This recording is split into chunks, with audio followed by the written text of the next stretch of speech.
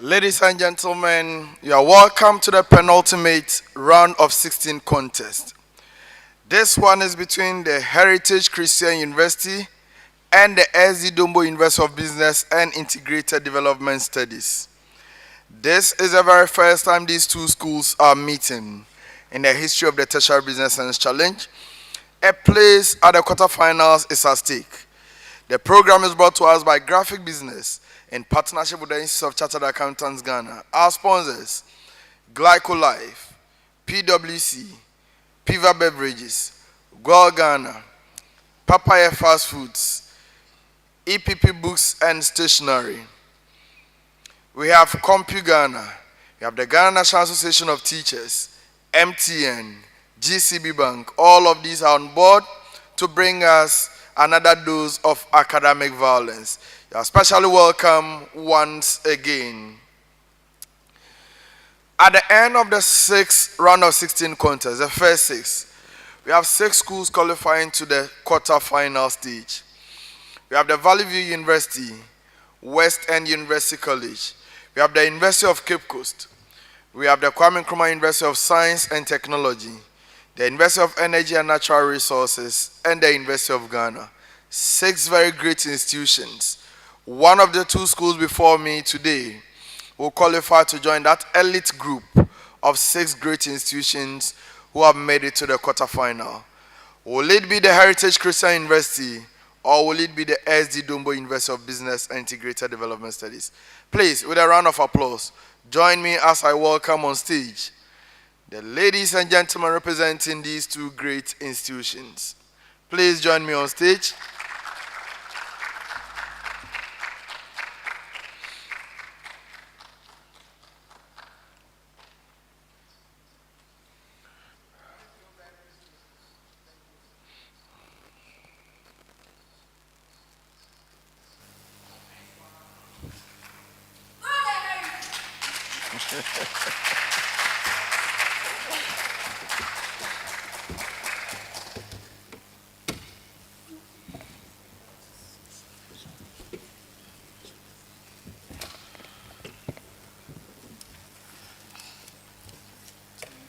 So, ladies and gentlemen, you are welcome.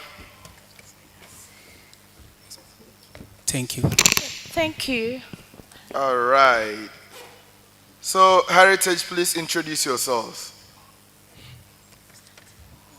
My name is Gloria Koto, level final year student, Human Resource Management.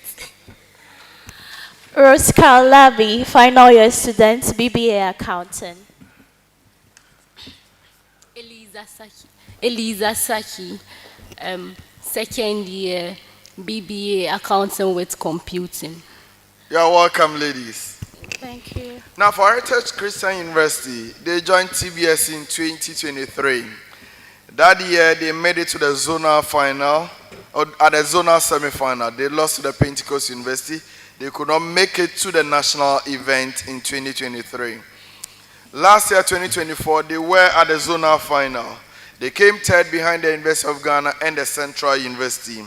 They were at the national level. At this stage last year, they met the University of Cape Coast. Beyond this stage, again, they met the University of Cape Coast in back-to-back contests. 2025, this year at the zonal championship, they lost at the semi-final to the Accra Technical University. They are here to make amends for the mistakes of the zonal championship as well as for last year's mistakes. And I believe you are poised for action today. Are you not? We are. How has the preparation been like?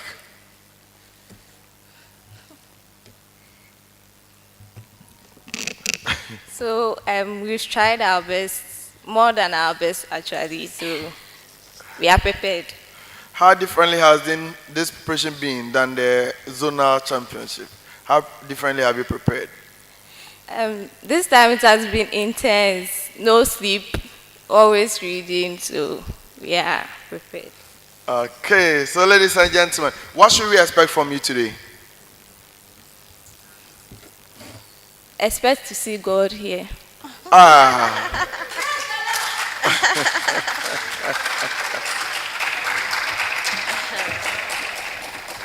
So, ladies and gentlemen, we are at a crusade now. Expect to see God in the performance. So, that is from Heritage Christian University. 3 brilliant ladies by all standards here to represent their school, and I believe they'll give a good account of themselves. Competing against Heritage Christian University is the SD Dombo University. Please introduce yourselves, gentlemen. I'm Saleh Abdallah, become accountant level 200. I'm Julius Soyoro, banking and finance level 400. I'm Michael Imoru Fatao, become account level 400. You are welcome once again, gentlemen. Thank you. SD Dombo University joined TBS in 2021 as a lone university. Prior to that, they were joined together with UDS. They used to be one university, the University for Development Studies.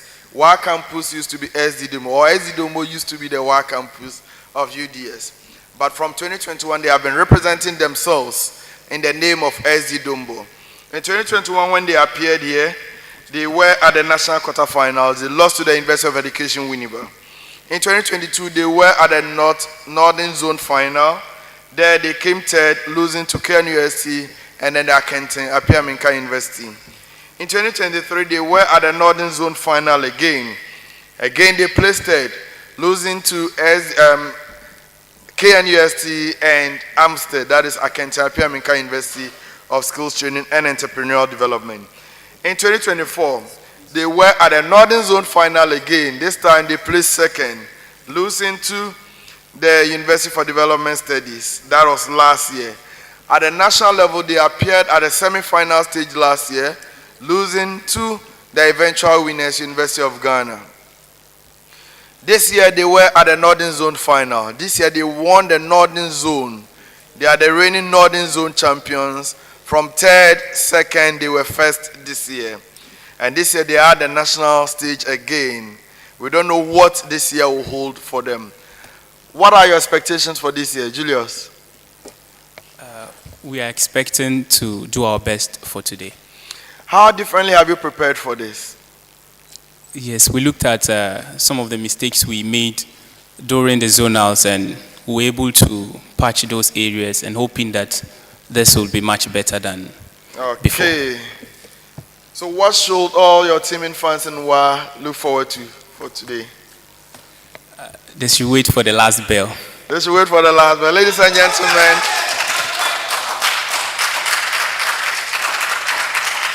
I also expect this to go to the last bell, the last question. I want it to be close and cagey. I want it to be full of violence. Yes. So they are seated. 3 ladies, 3 gentlemen, 2 great institutions, 1 to join the quarterfinals. Only 1 will survive. At the end of it all, 1 will make it to the quarterfinal stage. We can't tell who that will be. Your guess is as good as mine, ladies and gentlemen. My name is Al Hassan Yusuf Traore, and of course, I love academic violence. Let's have some violence this morning. We are reminded that the sponsors for this program include Glyco Life, CompuGhana, PwC, MTN Ghana, GCB Bank, Papaya Fast Food, EPP Book Services, Zenith University College, CompuGhana, as well as all the lovely people who are with us. Our studio audience, those of you who are watching online, as well as all who are concerned. Graphic Business ICAG, they are bringing us this program. It is streaming live on Facebook Daily Graphic Ghana, as well as on YouTube. Please do well to share the link so that your colleagues can watch us.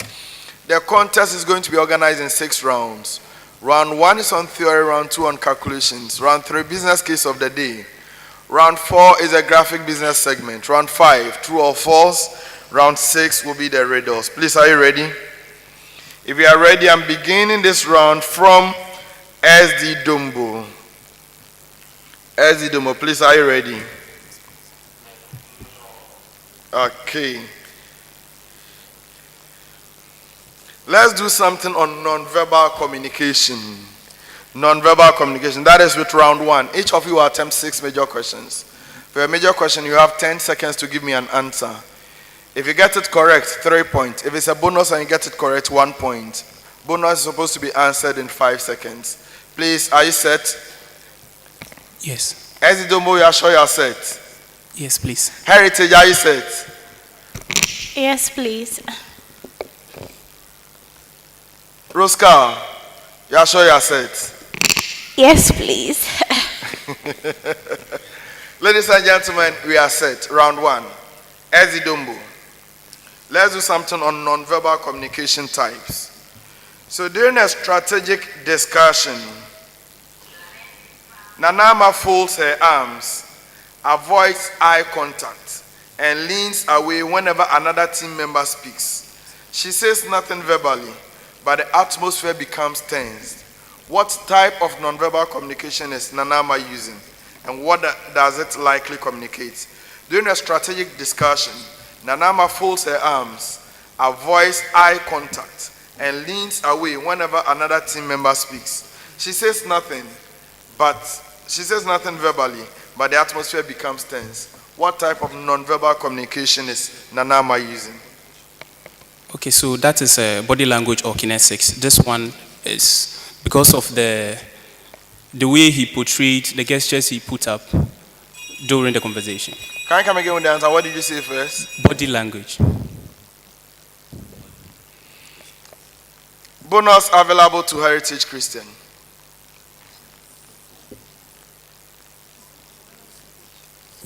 Parallel.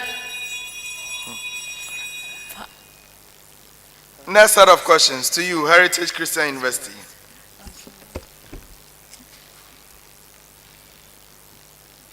All right, so Heritage.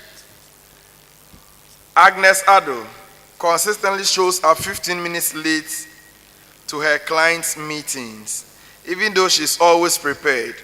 One client eventually complains about her lack of respect for their time. Identify the type of nonverbal communication involved here and explain its impact. Agnes Addo consistently shows up 15 minutes late to her client meetings, even though she's always prepared.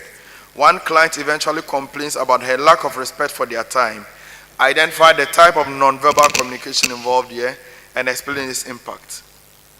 So it's olfactics, and it's because she's always 15 minutes late with time. So it shows that she doesn't value the meeting or the meeting she's about to hold. I'm not taking that. Bonus is available to you, Ezidombo. So that is chronomics. Chronomics deals with time. Yes. So the first one was kinesics. You mentioned body language. Okay?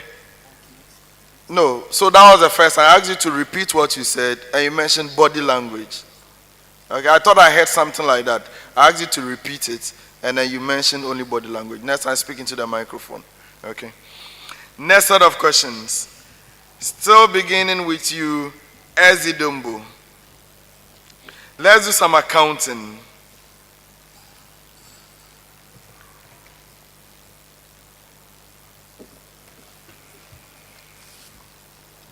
CompuGhana recorded the purchase of office furniture costing 10,000 cedis in the purchases account instead of the furniture account. Both debit and credit entries were correctly made. What type of error has occurred, and does it affect the agreement of the trial of the balance sheet or the trial balance? Explain your answer. CompuGhana recorded the purchase of office equipment or office furniture costing 10,000 cedis in the purchases account instead of the furniture account. Both debit and credit entries were correctly made. What type of error has occurred? Does it affect the agreement of the balance sheet? Explain your answer. Okay, so the error here is principle, because the account, the transaction has not been entered into the right account, and it will affect the agreement of the trial balance. It will not affect, rather.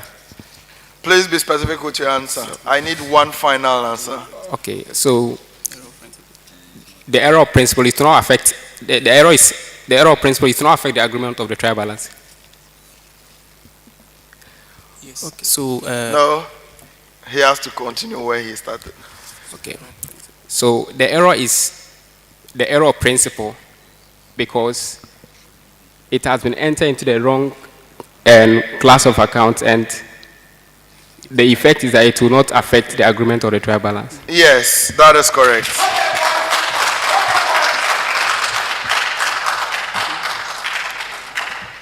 Heritage Christian University, a credit note of 850 cedis issued to a customer was recorded in the sales day book instead of the sales returns day book.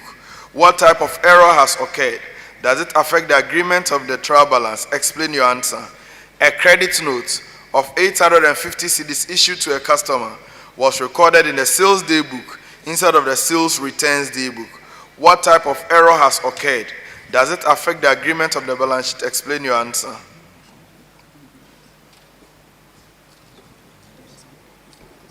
So the error committed is error of commission, and then it is due to the name similarities, and it doesn't affect the agreement of the trial balance.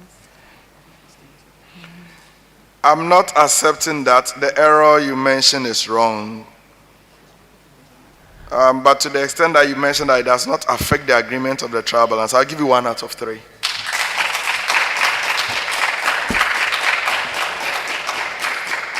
While you were waiting to get a bonus, what error will you have mentioned? Wrong entry. So yes, error of original entry. That's what I was looking for because it started from the source document. Anyway, next set of questions. Still with you, Ezidombo. Common preamble. Let's still do some accounting. I want to do accounting today. Okay. On July 1, Tayuba Limited prepaid 36,000 cedis for an 18-month warehouse lease. No entry has been made since the payment. The company's year end is 31st December. What adjusting entry will Tayuba Limited make on December 31? Explain your answer. On July 1, Tayuba Limited prepaid 36,000 cedis for an 18-month warehouse lease. No entry has been made since the payment. The company's year end is December 31st. What adjusting entry should Tayuba Limited make on 31st December? Explain the accounting reasoning.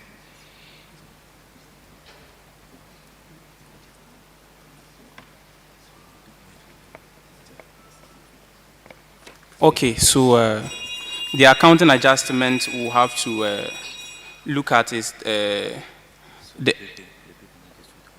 so the prepayment is 2,400, and the adjustment we are supposed to make is accrual adjustment. We are going to use the accrual expense basis too, and the expense will now be 1,200.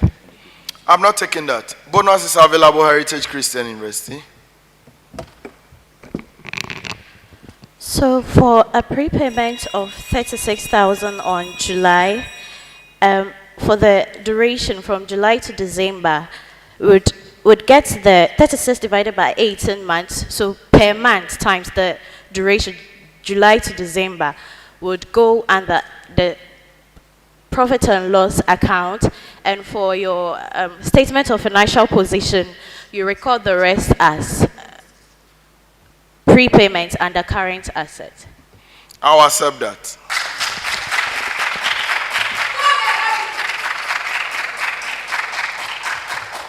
Your major question, Heritage Christian University. Adi Limited lent 100,000 cedis to a client on November 1 at an annual interest rate of 9%, repayable in full after 6 months. No interest revenue has been recorded. What adjusting entry is required at 31st December and why? Adi Limited lent 100,000 cedis to a client on November 1 at an annual interest rate of 9%, repayable in full after 6 months. No interest revenue has been recorded. What adjusting entry is required at 31st December and why? Okay, for this loan, the interest rates, which is the 9% by the 100,000, would be the loan, the interest loan, and the financial statement.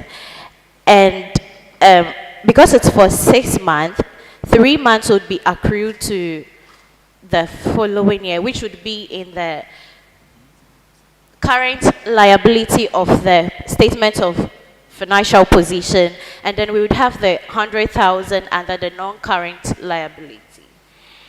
I'm not taking that. Bonus is available to you, SD Dumbo.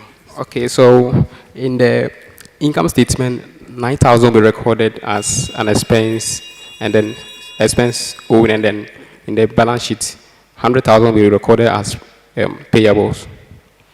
I'm not taking that either. I'm surprised you are talking about payables and expenses. These are money you lend to somebody. So if anything at all, it should be a revenue, it should be receivable. You lent money to somebody, okay? So it is not a payable. Did you get that? All right. Next set of questions. We are beginning with Heritage Christian University. Heritage Christian University, you are starting the next set for us.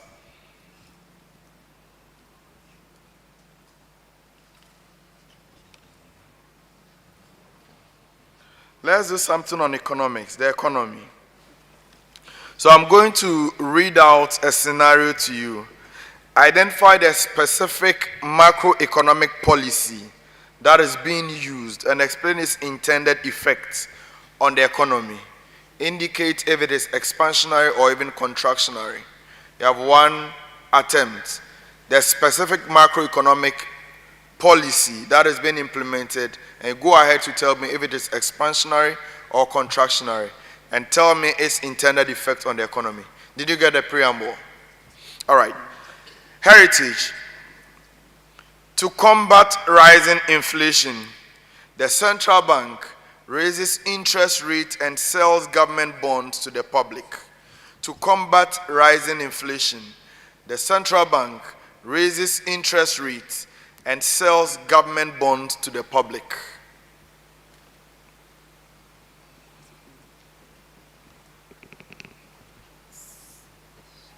So it is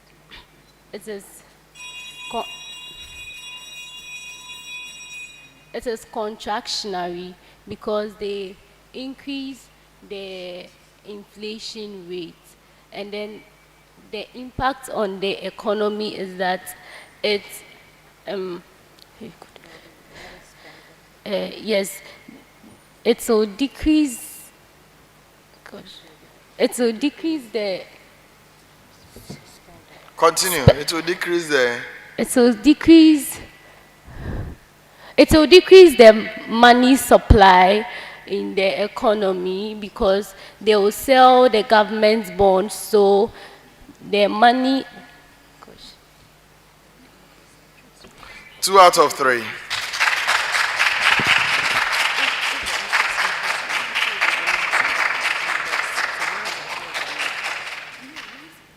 I'll tell you why I gave you 2 out of 3. Ezidombo. During a period of rapid economic growth and rising inflation, the government reduces spending on subsidies and increases income taxes, generating a budget surplus. During a period of rapid economic growth and rising inflation, the government reduces spending on subsidies and increases income taxes, generating a budget surplus. So it is expansionary because the government has increased income whilst reducing subsidies. So the policy is a fiscal policy, and the type of fiscal policy is the expansionary fiscal policy. 1 out of 3.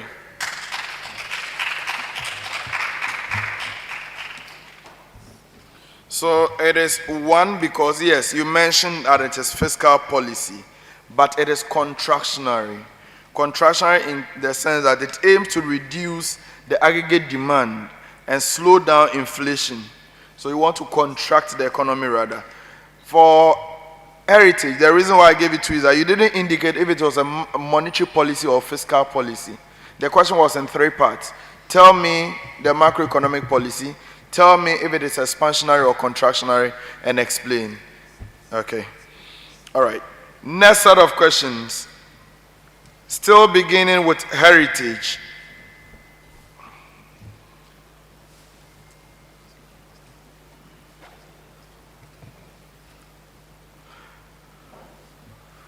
Let's do something on supply chain.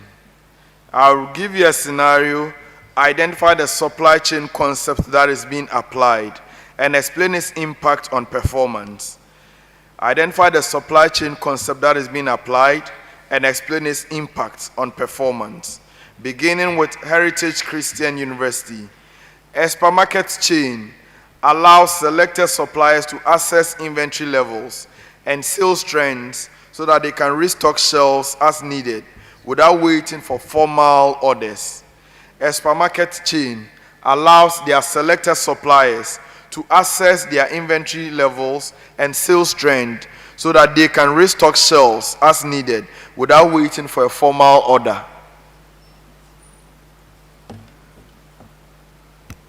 So the concept is the vendor managed concept, and that's because the suppliers take the inventory and everything. The impact is that there will be no shortages and suppliers will be, it will be reliable, like suppliers will be reliable, and there will be customer satisfaction. That is correct.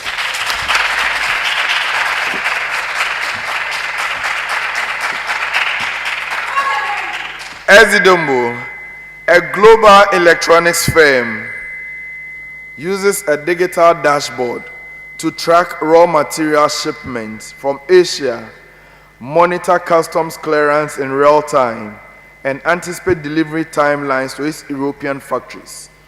A global electronics firm uses a digital dashboard to track raw material shipment from Asia, monitor customs clearance in real time, and anticipate delivery timelines to its European factories.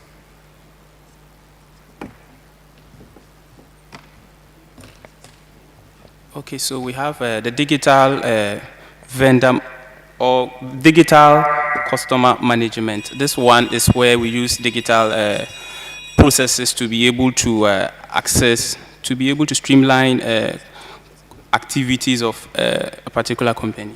No, I won't take that. Bonus is available. So it is the tech-based concept, and it's because they uses the digital technology to track everything, and the impact is you get real-time information and feedback. It is not correct. It is on a supply chain visibility. Supply chain visibility. And now the last set of questions for this round. Common preamble to the two of you. Common preamble.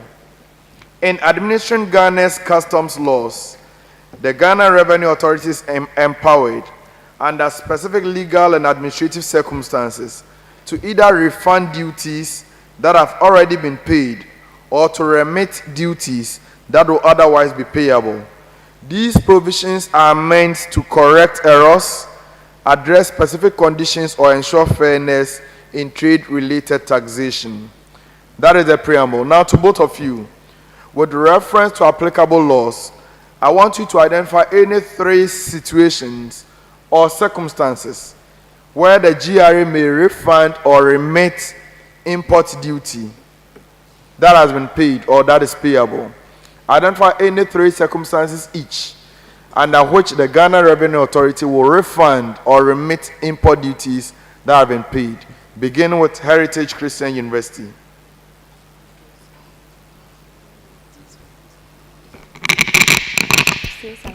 So the first one is when the notice defects in the import, and then when there's what? Defects. Defect. Yes. Okay, go on. Defects when there's suspected fraud, and then when they pay more than expected. I'll accept that.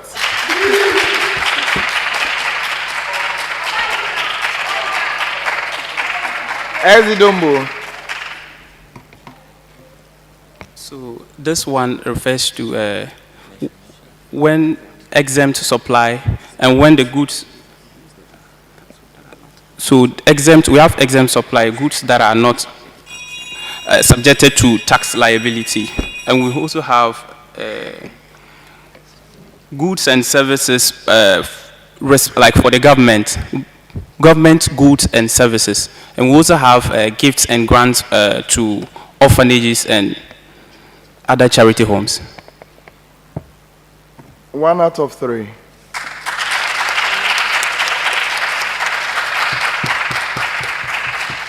I think the first point you mentioned covers the remaining ones that you mentioned. You are just giving some further examples of the first one, which is a broader concept. So other ones will include, for instance, where there's a contract of sale and the sale is cancelled, where there is overpayment that was mentioned by Heritage, where there was an erroneous charge, where it is an unaccrued penalty, where you paid duty but the goods have been seized or they've been forfeited, where duty was paid on goods that are lost either by fire or by flood. Can also be the Commissioner General's directive, where you pay duty or duties payable by a person on goods pre-entered, where there is fraud, where there's also defect, etc. On that note, we come to the end of round 1.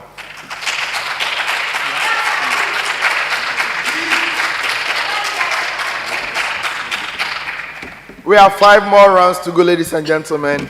A place at the quarterfinal is at stake. The contest is between SD Dombo University of Business and Integrated Development Studies from WA in the Upper West region and the Heritage Christian University from Soweto in the Greater Accra region. The Northern Zone versus the Southeast Zone. At the end of round 1, the scores.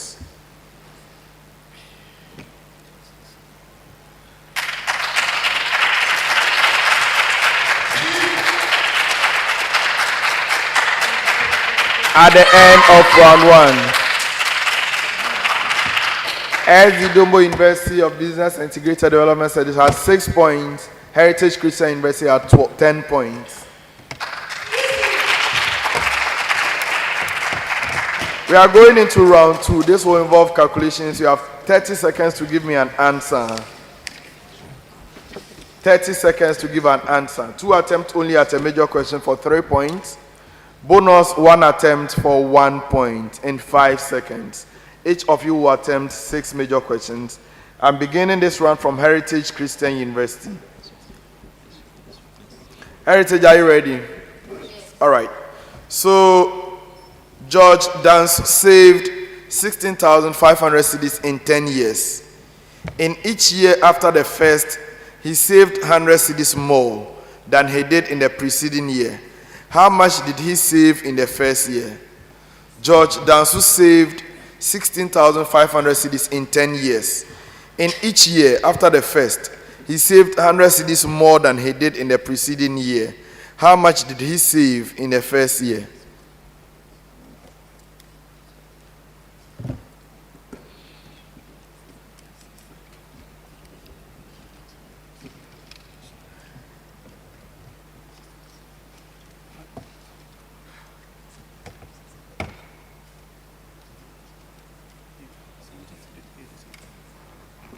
Um, 15,600. It is not correct. You have 1. You've been bailed out. Bonus for SD Dombo. So we have 8,500. It is also not correct. It is not correct. Your major question, SD Dombo. SD Dombo. Esther saved a total of 24,000 cedis over 8 years. Each year after the first, she saved 150 cedis more than the previous year. How much did she save in the first year? Esther saved a total of 24,000 cedis over 8 years. Each year after the first, she saved 150 cedis more than the previous year. How much did she save in the first year?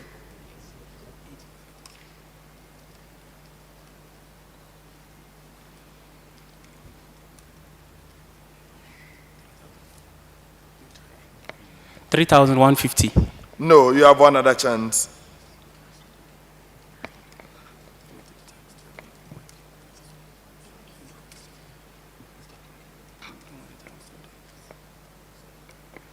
Okay, so for the first year, So for the first year, it's 2,475. Yes.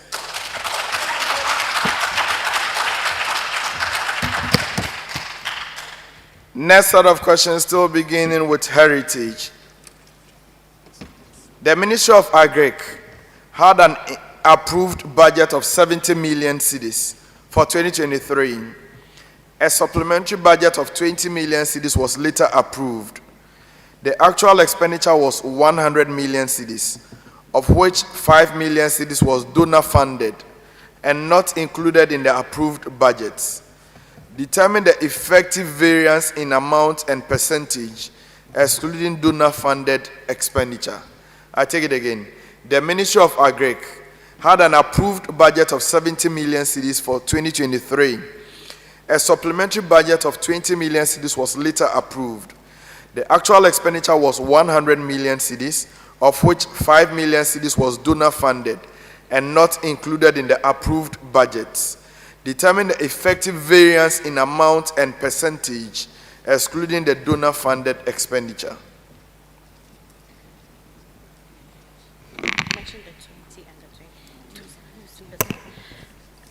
The value would be 20. Am I wrong? And the rate would be 2%. That is not correct. You have one other chance.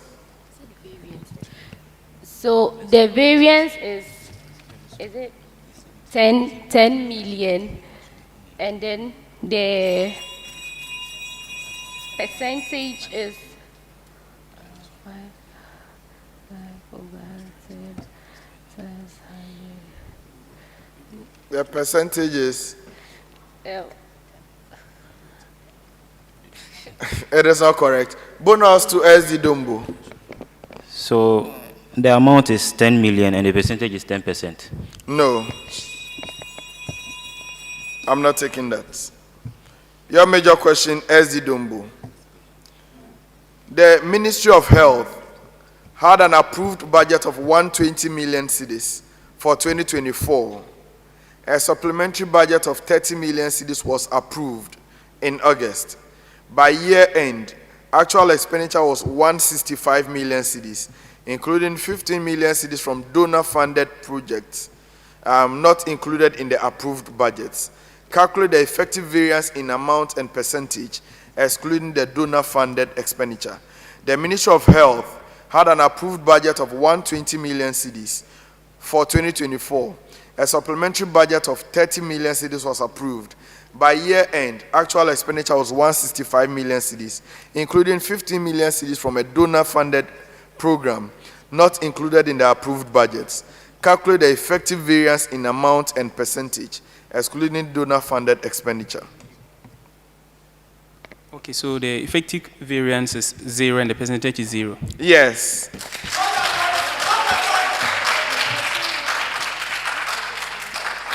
So for your major question, heritage, it was, you are supposed to add the approved budget and then the supplementary budget to get 90 million.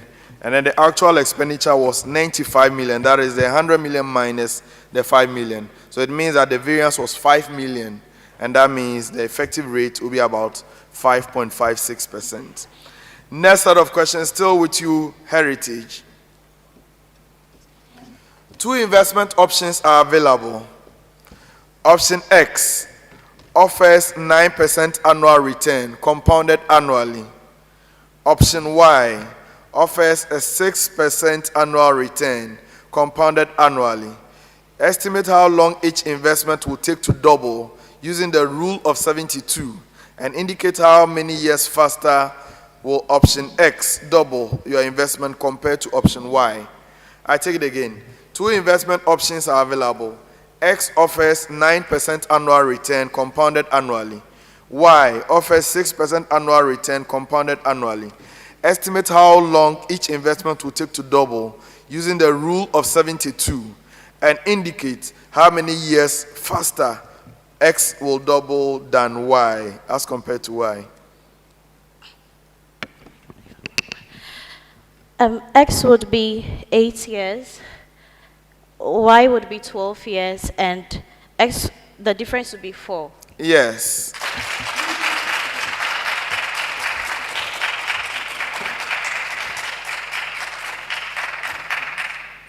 You are evaluating two mutual funds.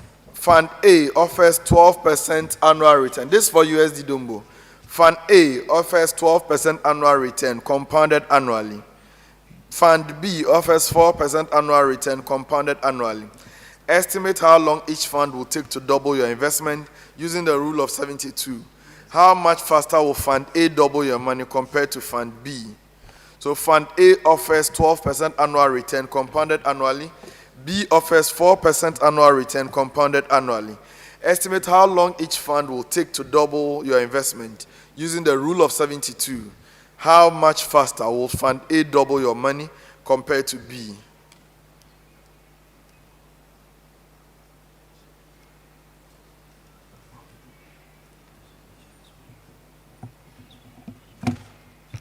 So A to take 6.1 years and B will take 17.67 years. And it will take 11.57 years for A to double. Please come again with your answer. So A is going to take 6.1 years. Then B is going to take 17.67 years. And it's going to take 11.57 years for B to double. I'm not taking that. Bonus is available to you. X will take, the A will take 6, and the B will take 8, and then the difference is 12. Yes.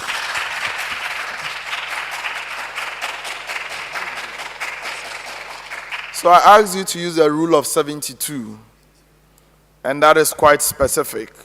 Rule of 72, you just divide the percentage, 72 by the percentage, and that is all. Next set of questions, beginning this time from SD Dumbo. SD Dumbo, a process received 12,000 kg of raw materials at 5 cedi per kg. There is a normal loss of 10% of inputs. The actual output was 10,500 kg. There is no scrap value from the normal loss. Calculate the value of normal loss. A process received 12,000 kg of raw materials at 5 cedis per kilogram. There is a normal loss of 10% of inputs. The actual output was 10,500. There's no scrap value from the normal loss. Calculate the value of the normal loss.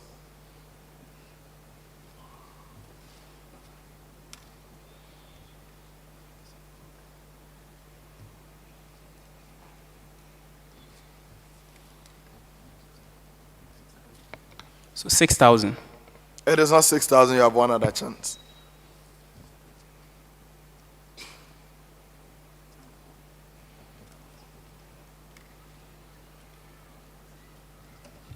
So we have 1,200. It is not 1,200. Bonus is available to Heritage. 5,250. No, it is not correct. Your major question, Heritage. A company processes 8,000 kilograms of materials at 6 cedi per kilogram. The normal loss is 10%, but the actual output was 7,300 kilograms. There is no scrap value. Calculate the value of abnormal gain. A company processes 8,000 kg of materials at 8 cedi per kilogram. The normal loss is 10%, but actual output was 7,300 kg. There is no scrap value. Calculate the value of abnormal gain.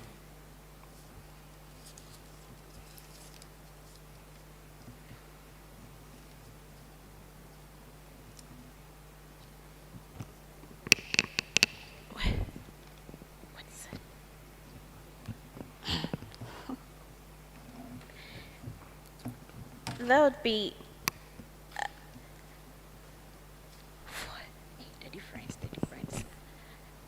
the That would be 38,000. No, it is not correct. Bonus is available. So we have 9,000. 900, sorry. It is not correct. It is 666.67. 666.67. So I believe you know how to compute the normal loss, the abnormal loss or abnormal gain. What was the abnormal gain figure that you had?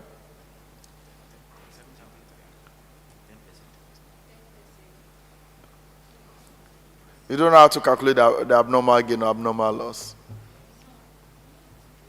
So the process received 12,000 kg. No, 8,000. Let me use a second illustration. 8,000 kilograms. The normal loss is 10%. So ultimately, the normal loss should be 800, right? So 8,000 minus 800, they are expecting 7,200 kg. But the actual output was 7,300. It means the abnormal gain was 100. So you have the 100 aside. Now, how do we determine the value? The value, you multiply the 8,000 kg by 6. What do you have? 48,000, yes. So 48,000 divided by the actual output that came out, by the output that was expected, the 7,200. What do you have?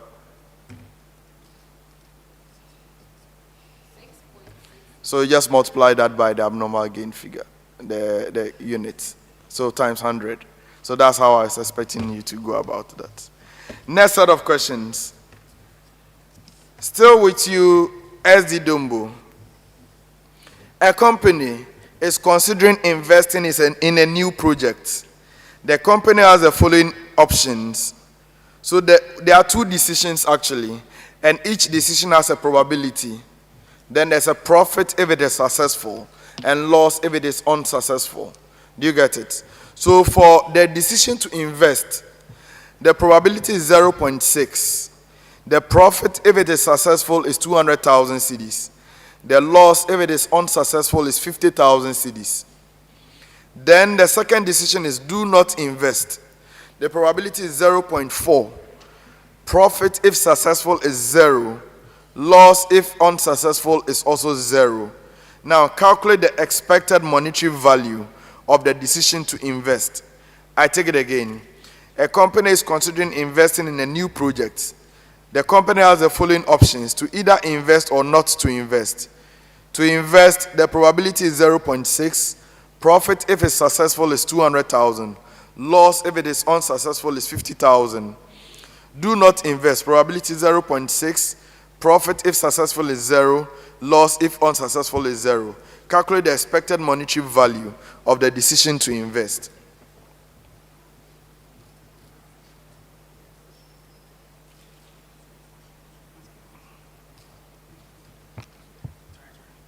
Okay, so we have 90,000. It is not correct. You have one other chance.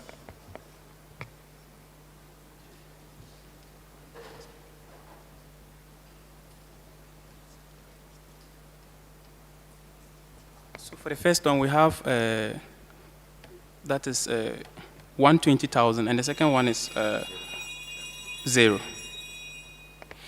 I'm not taking that. Bonus is available to Heritage Christian University.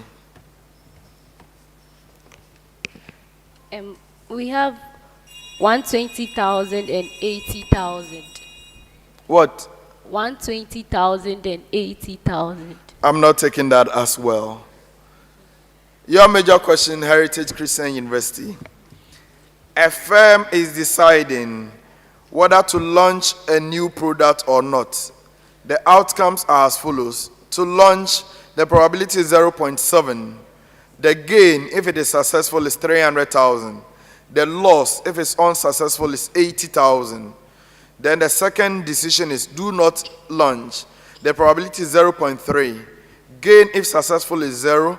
Loss, if unsuccessful, is 0. Calculate the expected monetary value of launching the product. The company is deciding whether to launch a new product or not. The launch probability is 0.7. Gain, if successful, is 300,000. Loss, if unsuccessful, is 80,000. For do not launch, probability is 0.3. Gain, if successful, is 0. Launch, if unsuccessful, is 0. Calculate the expected monetary value of launching the product.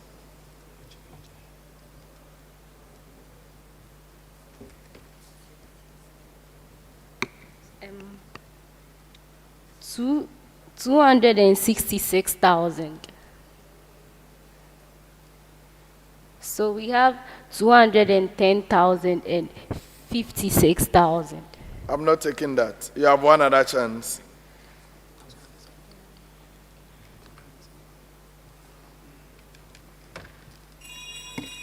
Even bailed out. Bonus for SD Dumbo. So we have 154,000. No, it is 186,000. 186,000. So the question was quite specific. Calculate the expected monetary value of launching the product. So obviously we are dealing with launch. The probability is 0.7 if it is successful. So 0.7 times 300,000. And loss if it is unsuccessful. So that should be 0.3 times 80,000. So you find the difference, you have 186,000. Next set of questions. Last set, actually. Last set of questions. Ezidombo. Calculate the net promoter score for a company based on a customer survey. Out of 200 respondents, 120 gave a rating of 9 or 10. They are promoters. 50 gave a rating of 7 or 8. They are passives. And 30 gave a rating of 0 to 6. They are detractors. Calculate the net promoter score for a company based on a customer survey. Out of 200 respondents, 120 gave a rating of 9 or 10. Those are called promoters. 50 gave a rating of 7 or 8. Those are passives. And 30 gave a rating of 0 to 6. Those are detractors. You have to calculate the net promoter score.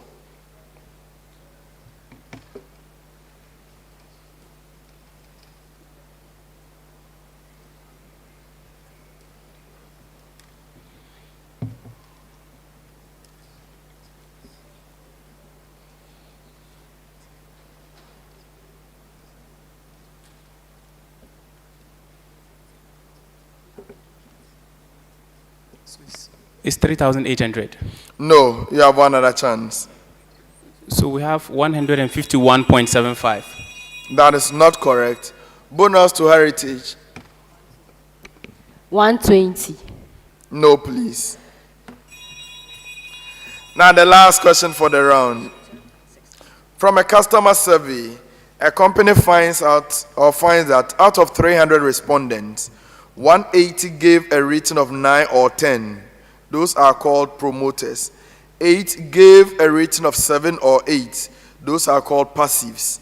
And 40 gave a rating of 0 to 6. They are detractors. Calculate the net promoter score for the company. From a customer survey, a company finds out that out of 300 respondents, 180 gave a rating of 9 or 10. 80 gave a rating of 7 or 8. And 40 gave a rating of 0 to 6. Calculate the net promoter score for the company.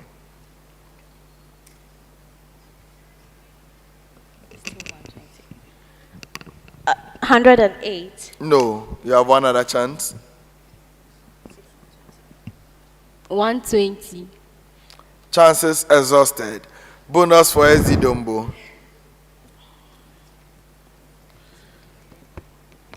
So we have 6,300. No, it's a percentage I'm actually looking for, and what I'm looking for is 46.67%. So net promoter score is basically the difference between those who promote or who accept your product, who promote your product, and those who do not. So you find percentage. Now we are told that 9 or 10, 180 gave a rating of 9 or 10. Those are your promoters. So what is the percentage of that 180 to the total? So 180 over 300. And then 40 gave a rating of 0 to 6. They are the detractors. They are the ones who do not want your product to succeed. So you find the percentage of those ones as well. And then you find the difference between the promoters and then the detractors. I hope you get that. That is fairly straightforward. On that note, we come to the end of round 2.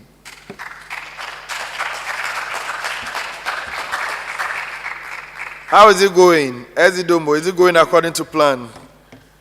Or this is not what you expected? Yes, we still want to see ourselves going forward. Okay. Heritage, is it going as planned? No, it's not. Why? What is happening? I think I don't know, but That's fine. It's understandable. So, ladies and gentlemen, the scores at the end of round 2. At the end of round 2, Heritage Christian University had 4 points, Ezidomo had 6 points.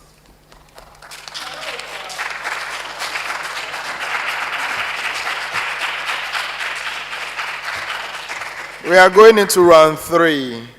This is a business case of the day. The two of you will present with a common problem. Please work as a team and come up with one solution in 10 minutes. We don't compare this with what we have and marks awarded accordingly. Please, you may pick your problem up.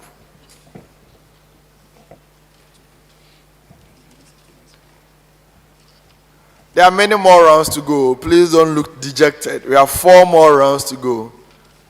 So just cheer up and let's see how this goes. It's a problem in organizational behavior related specifically to organizational culture. An international company recently rolled out a new performance management system across all its branches. While some locations adopted it smoothly, others faced resistance, friction, and low morale. Senior management is now questioning whether the root of the problem lies beyond formal policies and procedures. The question is, define organizational culture and describe its key elements. How does organizational culture impact employee behavior and organizational performance? So that is our business case of the day. Please, you have 10 minutes to present your solution. You may start work now.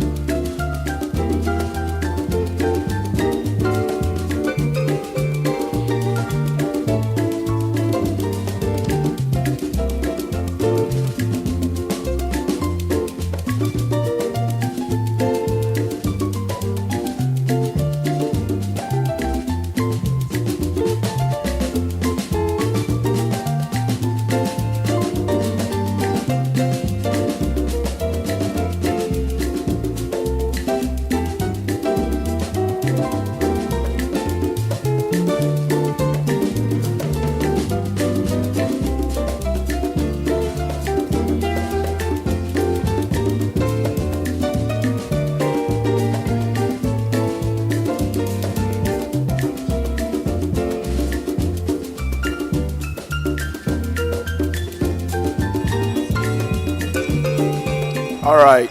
So please stop work and submit whatever you have done.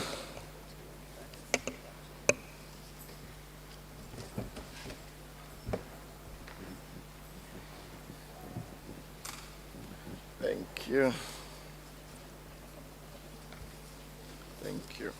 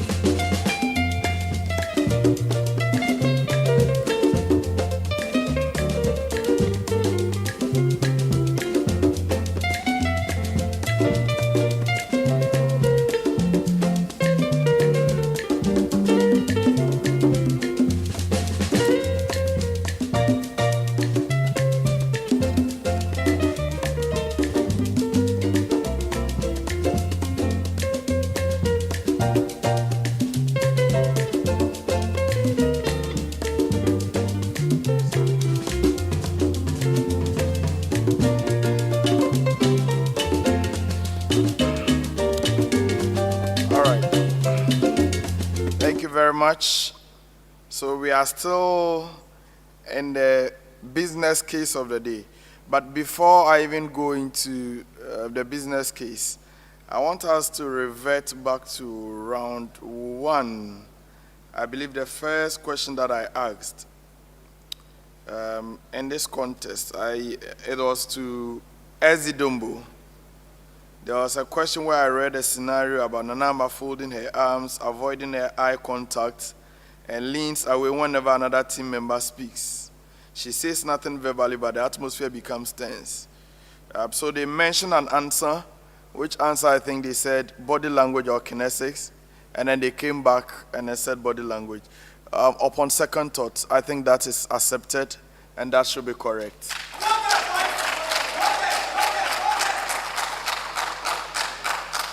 So please, for the round one, we add 3 marks to what Ezidomo had. My apologies for that. Okay, so now we can go back to our round 3.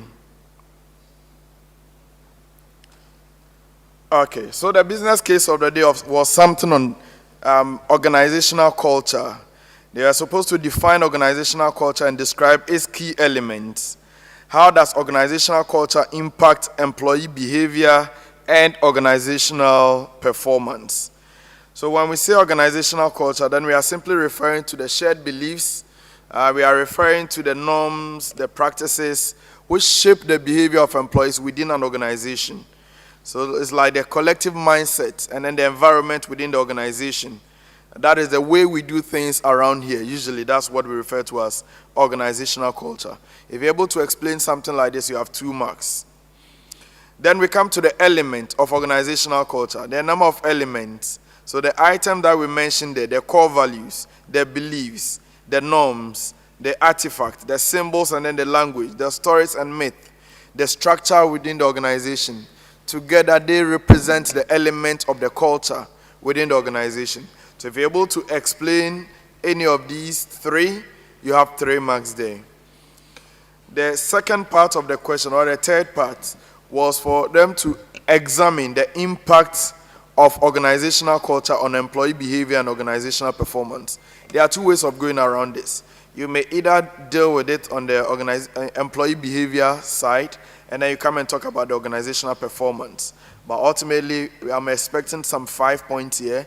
Some of these points could include the motivation, collaboration, communication, the fact that it aligns with culture, expectation, decision-making, productivity increases, as well as adaptability. Many others are acceptable. So once you're able to state any 5 of these, you have another 5 marks. That should make it 10. Now let's look at what our people did, beginning with Heritage Christian University. They define organizational culture as the values, the norms, beliefs, and practices that guides the behavior of members of an organization towards achieving its goals and objectives. That is correct. In terms of the impact, they wrote a number of them: motivation, willingness to work, sense of belongingness, clear communication, and improves effectiveness, boost in production, it gives them a good name in society. I think those are accepted. It is when we come to the elements, that's where the problem lies. So even element, they gave me 2 different solutions. One is a market culture, hierarchy culture, clan culture. You said what? And then they also have elements using the Hofstede model. I'm not accepting that. But what I also want to admit is that they listed a few items down there, values, practices, and norms. But because they were not able to explain them, the question was for them to explain. I'm not able to accept or give them full marks. So I'll select 3, but give them 1.5 because they did not explain. So for their effort, they get 8.5 out of 10.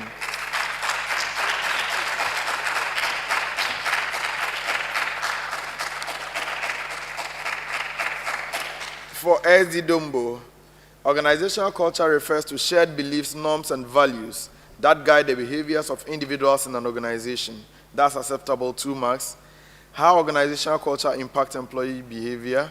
Individuals or employers understand the work environment better.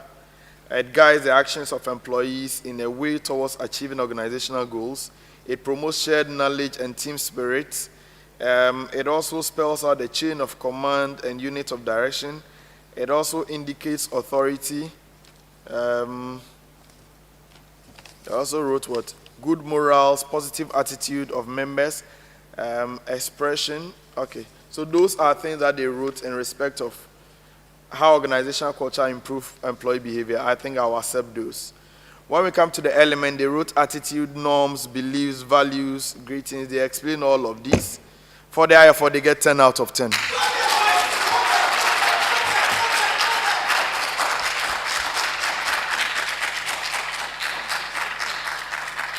So at the end of round 3, Heritage Christian University had 8.5, Ezidomo had 10 points. We can go to round 4 now. Are there any substitutions? If there are, please go ahead now.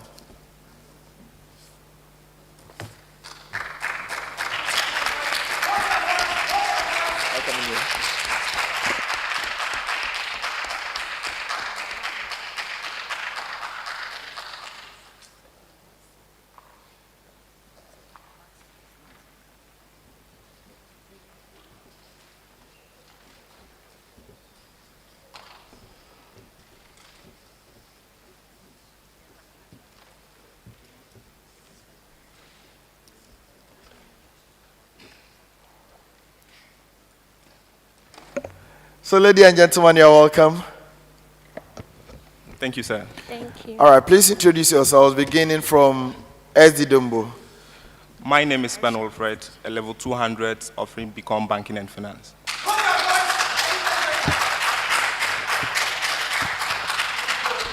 And who do we have from Heritage? My name is Priscilla Frempong, a level 200 student, accounting with computing. You're welcome, madam. Thank you. So the level 200s are taking over, ladies and gentlemen. It is interesting to note that Heritage is presenting an all-female team. I think that is something that we need to applaud them for.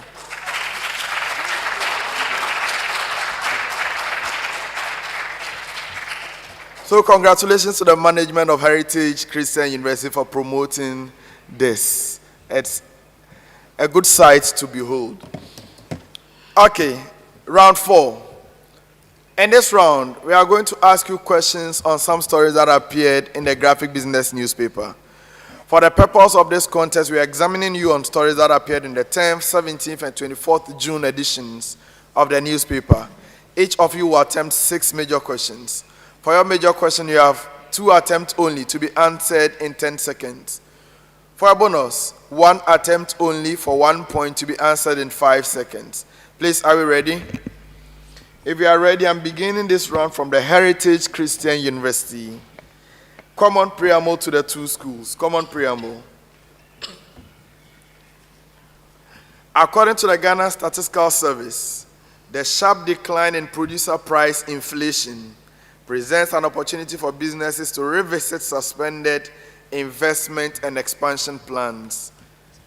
For the following sectors that I'm going to mention to you, indicate the year-on-year inflation for April 2025, May 2025, and the difference between the 2 figures.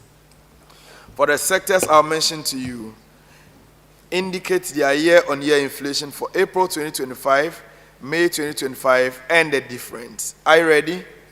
Heritage, construction sector. Construction sector.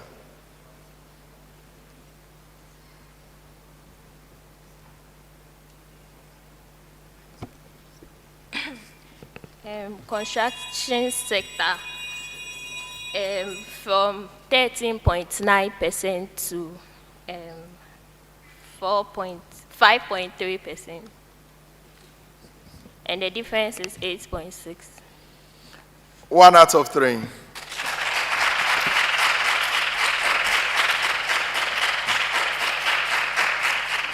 Ezidumbu, electricity and gas sector. Electricity and gas sector. So we have 4.2 to 4.9, and the difference is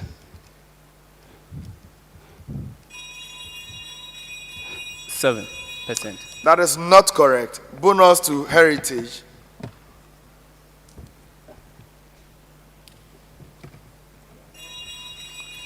$8.9, 5.3, and the difference is 3.6. It was 5.3 increased to 8.9. Therefore, there's a positive difference of 3.6. Next set of questions, still beginning with Heritage. Common preamble to the 2 of you.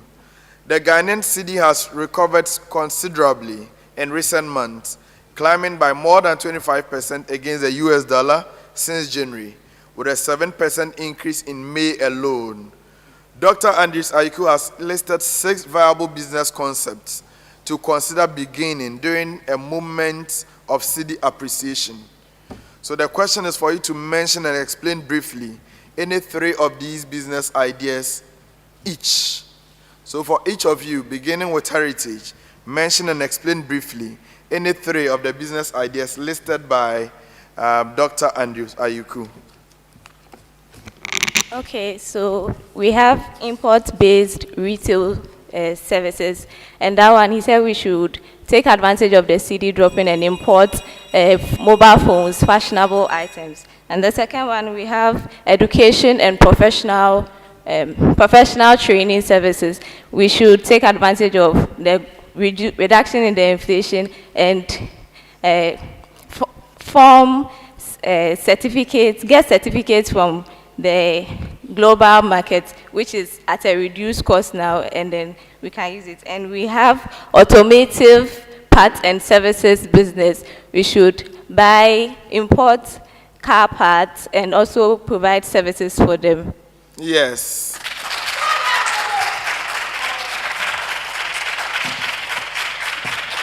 Ezidombo. Okay, so we have health and wellness products distribution. So this one talks about where individuals can tap into this particular sector to be able to sell certain health products to enhance the welfare of citizens whilst they are able to boom in their business sector. And then we also have tourism and hospitality. So it has been discovered that many people like to visit sceneries and places of interest. So people can also tap into this sector to be able to create and promote the tourism industry.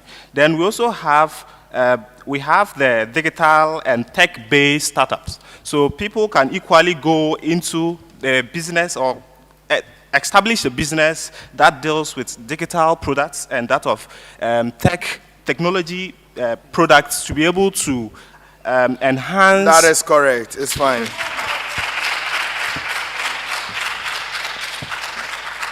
Next set of questions, also a common preamble. We are still going to begin with Heritage. As Ghana embarks on a transformative journey to reclaim 25% of the poultry market from imports, a critical challenge looms: how to sustainably feed this ambition. This is where the Sustainable Livelihoods for the Youth through Agriculture, also known as the Sulia initiative, offers a timely and practical solution, as mentioned by Raymond Dente. That's a preamble. Now, Heritage. One of the key components of the Sulia initiative is the block farming model. Block farming model. That's actually for the two of you. Now for Heritage, mention any three components of the block farming model. Three components of the block farming model. So we have mechanized services and irrigation support, input supply, storage, and then warehouse receipt system for price stabilization. That is correct.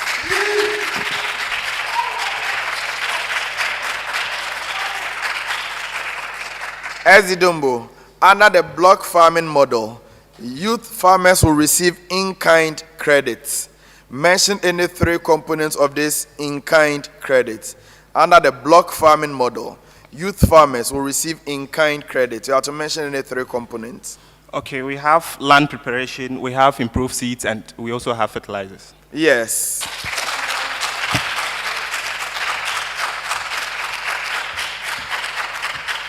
For our next set of questions, we are beginning with Ezidombo. Common preamble. We are beginning with Ezidombo.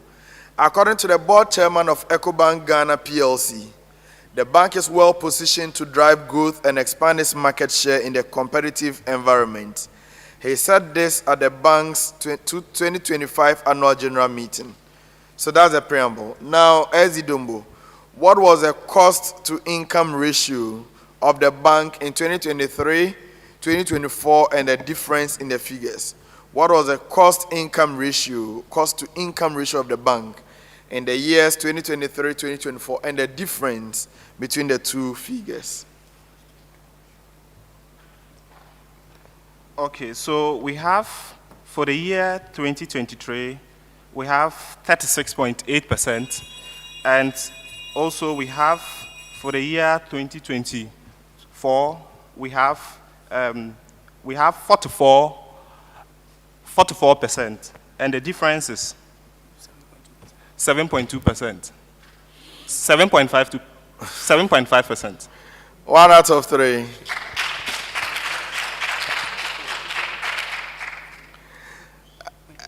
Heritage. What was the contribution of non-interest income to total revenue for 2023, 2024, and the difference in the rates?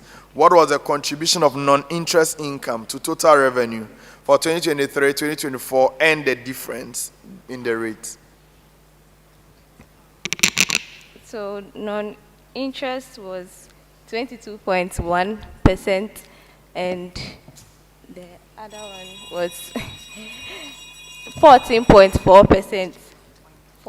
So the difference is 7.7%. That is not correct. Bonus to SD Dumbo.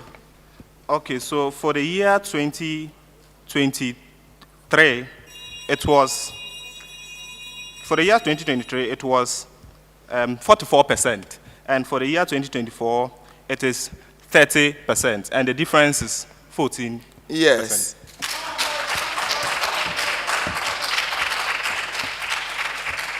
So do you now realize the mistake in the first one? The first one you said, you took the 44 up there. Yes. All right. Next set of questions. Beginning with SD Dumbo, common preamble to the two schools. According to the Ghana Statistical Service, Ghana's industrial sector recorded the slowest growth among the 3 major economic sectors in the first quarter of 2025. You have to identify any 3 subsectors within the industrial sector and indicate their year-on-year rate of growth in the first quarter. Identify any 3 subsectors within the industrial sector and indicate their year-on-year rate of growth in the first quarter, beginning with SD Dumbo.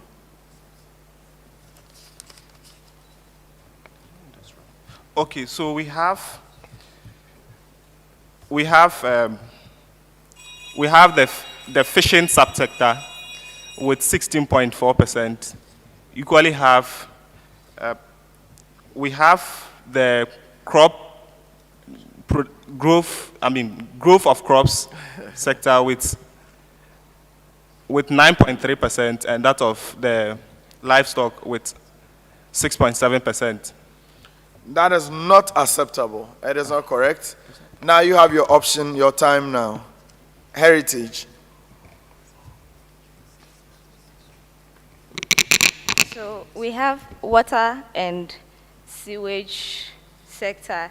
Now water is 16.1%, electricity is 7.5%, and construction is 5.6%.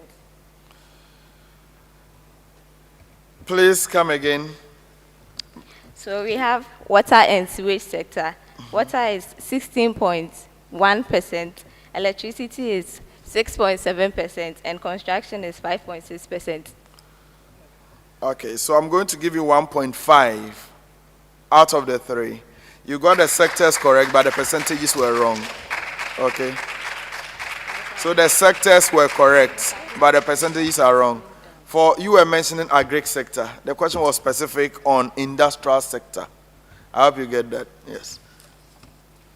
Okay, so last set of questions for this round.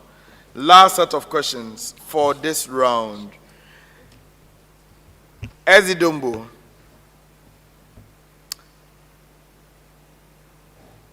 Let's go back to EcoBank. According to the board chairman of EcoBank, Ghana PLC, the bank is well positioned to drive growth and expand its market share in a competitive environment. He said this as the bank's AGM, like I said earlier. Now, he also mentioned that the bank will continue to pursue sustainable growth, leveraging its strength in some 3 key areas to enhance its offerings and expand its market share. What are these 3 key areas? Ezidumbu, what are the 3 key areas that the bank said they will continue to pursue sustainable growth in and leverage their strength to enhance their offering and expand their market share? Okay, so the first one is innovation. And we also have effective or efficient financial management and customer-centric approach. Please come again with the answers. Okay, so the first one is innovation. So they are going to be innovative to attract more customers to the bank. Then we also have customer-centric approach and that of efficient financial management. So I'm going to give you 2 out of 3.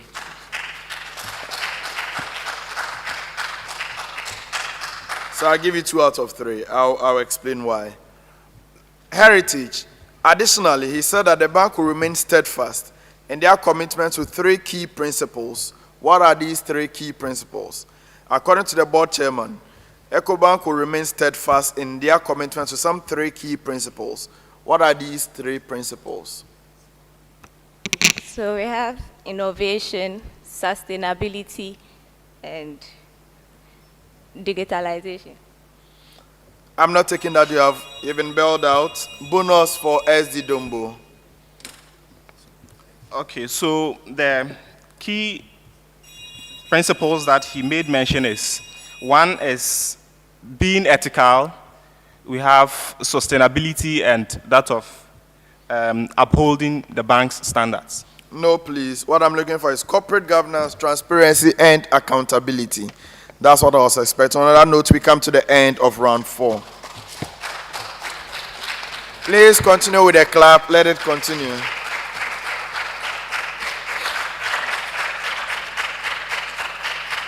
So earlier on, the reason why I gave you 2 out of 3, the key things I was looking for: technology, customer service, and then operational efficiency. So the 2 marks were for the efficiency and the customer-centric approach you mentioned.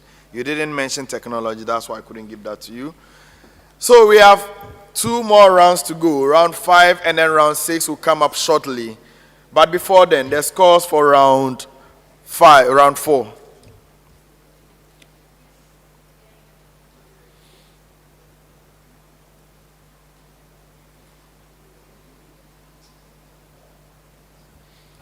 At the end of round 4, Heritage Christian University had 8.5, SD Dombo had 10 points.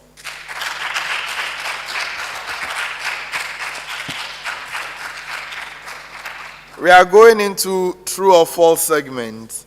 Here I'm going to read out some statement to you. Just tell me if the statement is true or false. As simple as that. If you get it correct, I'll give you 2 points. I'll dash you 2 points. But if you get it wrong, you will dash me 1 point. Yes. You have the opportunity of answering 6 major questions. You have 10 seconds within which to give me an answer. Please, are you ready? This round will commence from Heritage Christian University. Heritage. Auditors can rely on application controls even when IT general controls are weak, provided the outputs appear accurate. Auditors can rely on application controls even when IT general controls are weak, provided the outputs appear accurate. False. Yes.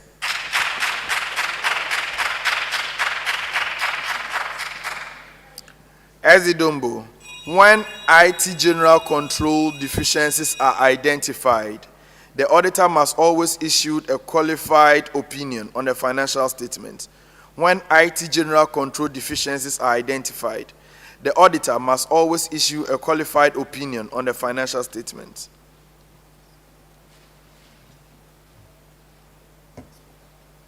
That's a true statement. It is not a true statement.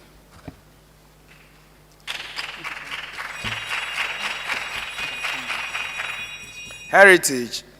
Span of control increases in tall organizational structures as more layers are added. Span of control increases in tall organizational structures as more layers are added. True. It is not true. Ezidumbo. Organizations with wider spans of control tend to have faster decision-making and reduced overhead costs. Organizations with wider spans of control tend to have faster decision-making and reduced overhead costs. That's a false statement. It is not a false statement. Heritage. Heritage. If inventory turnover increases, days sales of inventory will decrease, assuming a 365-day year. If the inventory turnover increases, the days sales of inventory, that's DSI, will decrease, assuming a 365-day year.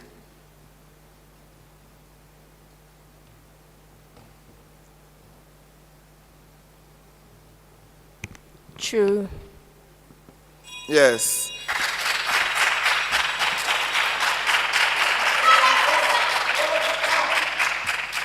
Ezidombo, if cost of goods sold remains unchanged, but inventory levels rise, inventory turnover will increase. If the cost of goods sold remains unchanged, but inventory levels rise, inventory turnover will increase.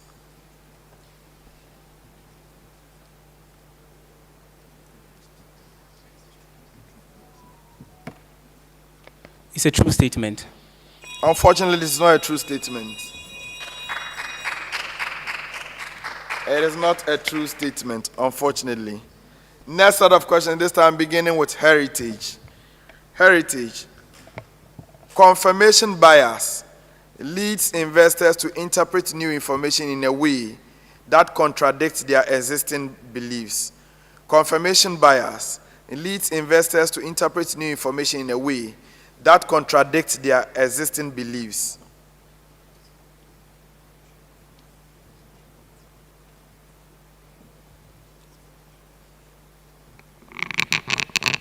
False. Yes.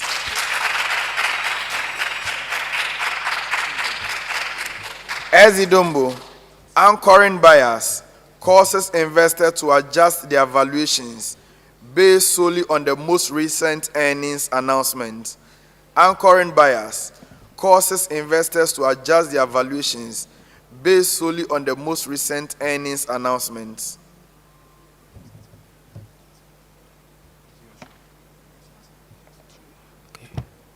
Okay, it's a true statement. It is not a true statement.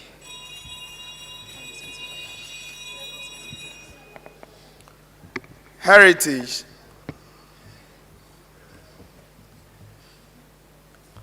Consumers tend to rely more on affective or emotional evaluations when purchasing hedonic products. Consumers tend to rely more on affective or emotional evaluations when purchasing hedonic products.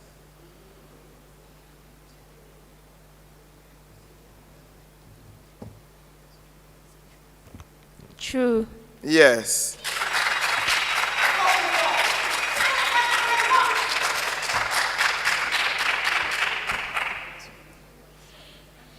Ezidombo, consumers often experience greater post-purchase regret with hedonic products than with utilitarian ones. Consumers often experience greater post-purchase regret with hedonic products than with utilitarian ones.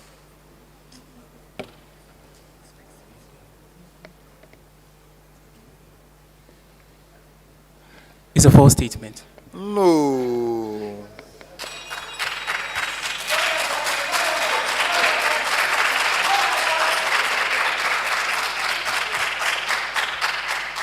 And now for our last set of questions. Heritage. The least squares regression line always passes through the mean of x and the mean of y.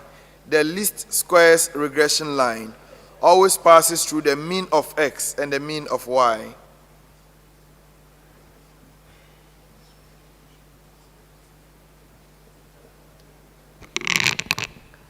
True. Yes.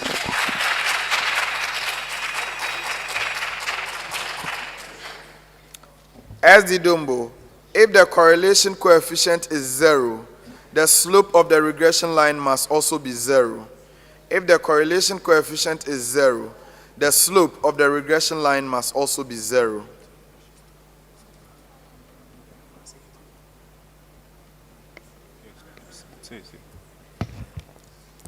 That's a true statement. Yes. It is indeed a true statement. On that note, we come to the end of round 5.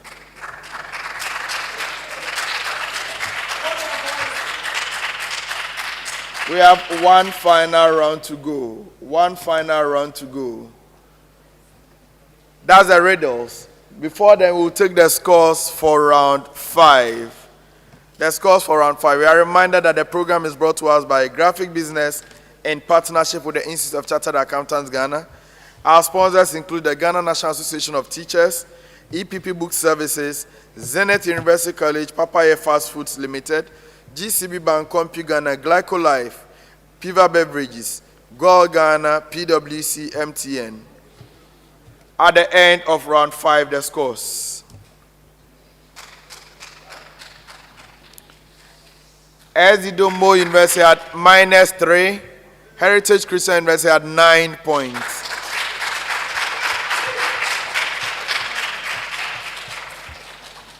We are going into the final round. But before then, your comment, your assessment for now as we prepare to enter the final round. Heritage, going to the final round, what is your assessment so far? So, this contest, indeed, God is here. Ezidombo, how do you assess the contest so far, going into the final round? We are still believing to make it in this last round. All right, so they said it was going to be decided in the final round. Of course, let's see how the final round will go. We are reminded that there's 25 points at stake in this round because there will be 5 riddles in all. The riddles are open to both of you. The first school to ring their bell will be required to give an answer in 10 seconds. Let me hear the bell from SD Dombo. And from Heritage. If you give a wrong answer, you can no longer partake in the riddle. If there are further clues, I'll give them for the hearing of the remaining school. Depending on when you answer the question, you may get 5 points, 4 points, or even 3 points. Please, are we ready? Let's begin round 6, the final round. Please, silence. I am a key requirement of ISA 300, that's ISA 300, planning and audit of financial statements. 2, I determine the extent of the audit, including the financial reporting framework, industry-specific requirements, and any subsidiaries or related entities. I establish the schedule for the audit, considering reporting deadlines and the need. We have the audit plan. It is not audit plan. You can no longer partake in this riddle.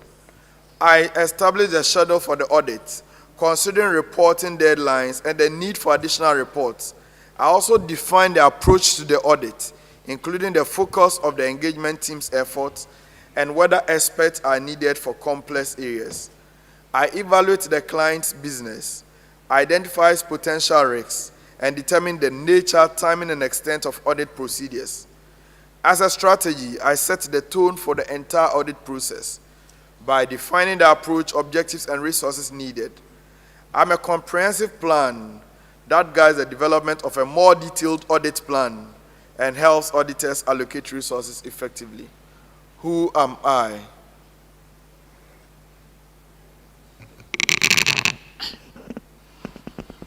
The audit substantial procedure. Definitely not correct. Oh, I even gave a hint. As a strategy, I set the tone for the audit process. I'm the overall audit strategy. Riddle number 2. Riddle number 2. I'm a key rate used in banking and finance. I'm not set by the government, but usually moves in line with the government or central bank's policy rates. I'm peculiar to a bank. I'm typically higher than the policy rate. I'm often used as a foundation for other loan products like credit cards, business and home loans. 5, I'm the interest rates that commercial banks charge their most credit-worthy customers, usually large corporations. Who am I? SD Dombo. So we have the floating interest rate. No, that is not correct. Heritage.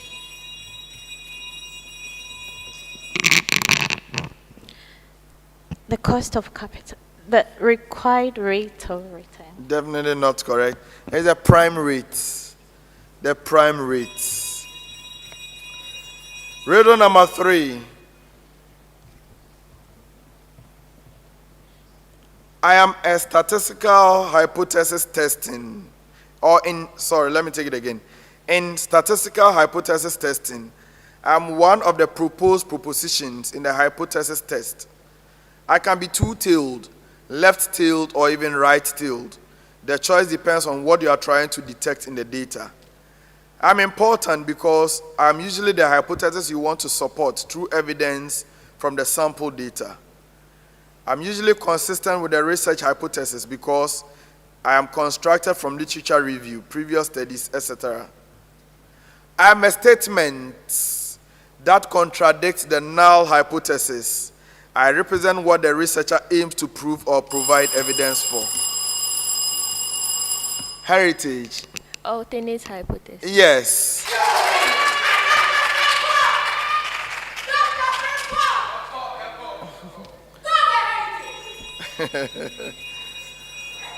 Riddle number 4. I am a type of market in an economic system. I commonly occur in real estate markets, stock markets, commodities markets, and labor markets. I'm characterized by high prices, low inventory, short selling time, and fewer concessions.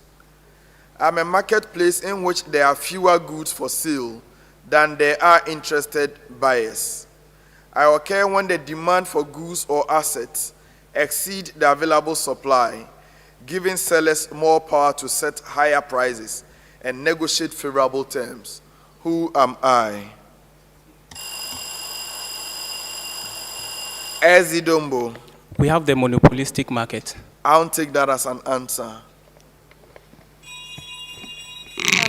Oligopoly. No. It's the seller's market. Seller's market. The seller. Monopoly can either be buyer or seller, so I'm not going to accept that. Last set of questions for the contest and for this round. I am a business analysis framework for strategic management. I was first proposed by J. Barney in 1991. As a form of internal analysis, I evaluate all the resources and capabilities of a firm. I am an initialism for the 4-question framework used about a resource or capability to determine its competitive potential, organization, imitability, value, and rarity. By assessing these 4 criteria, organizations can identify resources that offer a long-term competitive edge. I'm a strategic management framework that evaluates a company's resources and capabilities to determine if they provide a sustained competitive advantage. Who am I?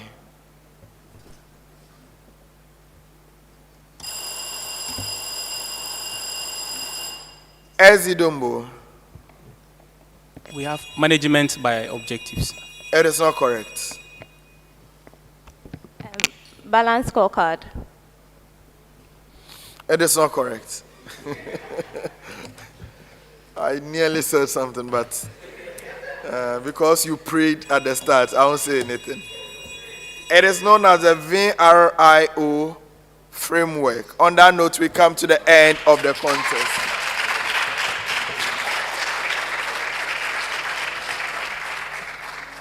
Ladies and gentlemen, it's been a contest between Heritage Christian University from the Southeast Zone and the zonal champion for the Northern Zone, SD Dombo. We will take the scores for round 6, and then we come back with the final results. So the scores for round 6. SD Dombo had no point in the final round. Heritage Christian University had 3 points.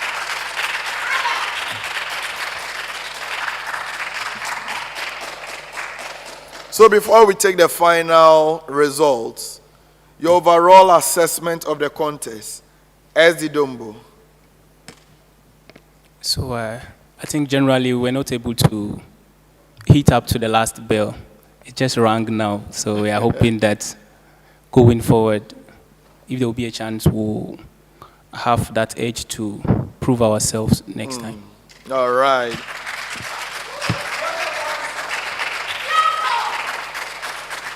But what do you think went wrong or didn't go well as planned?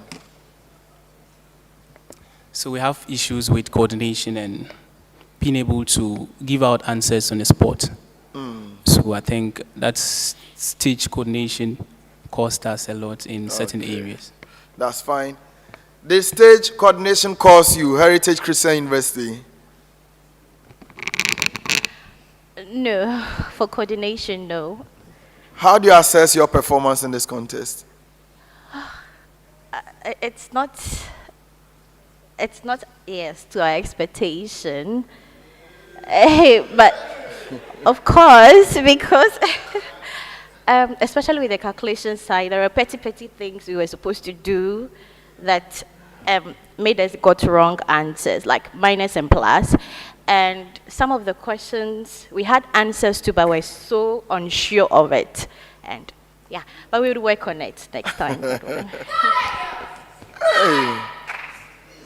Kwachiwa, you were supposed to be on stage. You refused to come. You are shouting.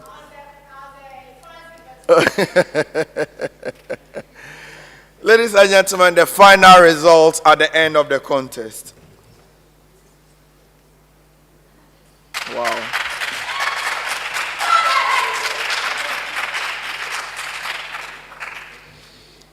Ladies and gentlemen, the contest between Heritage Christian University and SD Dombo University has come to an end. At the end of the contest, these are your results. SD Dombo University of Business and Integrated Development Studies had 32 points.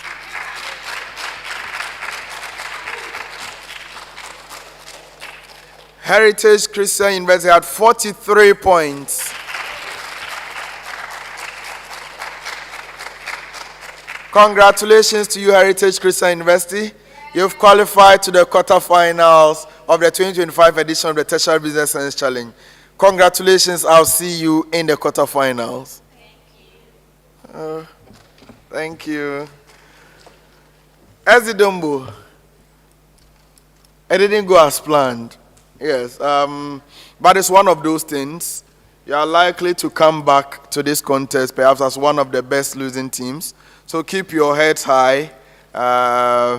32 is okay, just that you could not win the contest. So go and work on your mistakes, and hopefully I'll see you also, most likely, in the quarterfinals as well. Yes.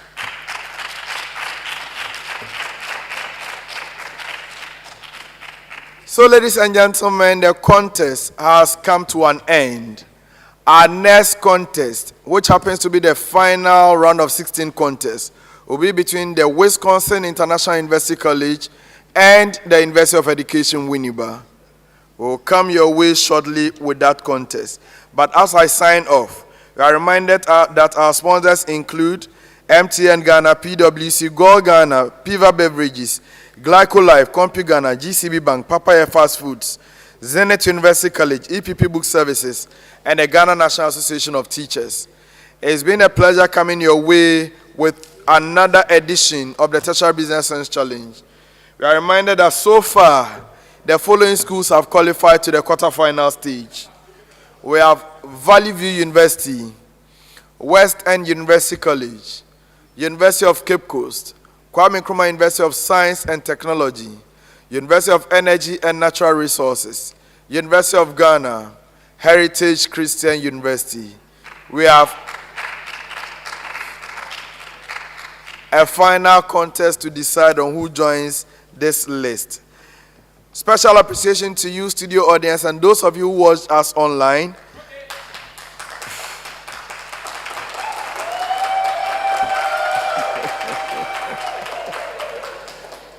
Appreciation to my production team, Esther, Emmanuel, Adi, Samuel Ansan, Ivan Star, Yuba, David Nia, Amma Abubakar, Felix Ter, Alfred Akweje, Ivan Sminta, Agnes Ado, Emmanuel Amamu, Malik Haruna, NSJC, David Abel, George Dansu, Stella Logosu, Yvonne Ayi, and the executive producer, Franklin Sowa.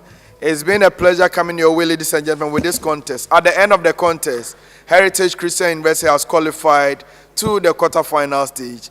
My name is Al Hassan Yusuf Traore. I love academic violence. I'll come your way soon with another dose of academic violence. It is a bye from me for now.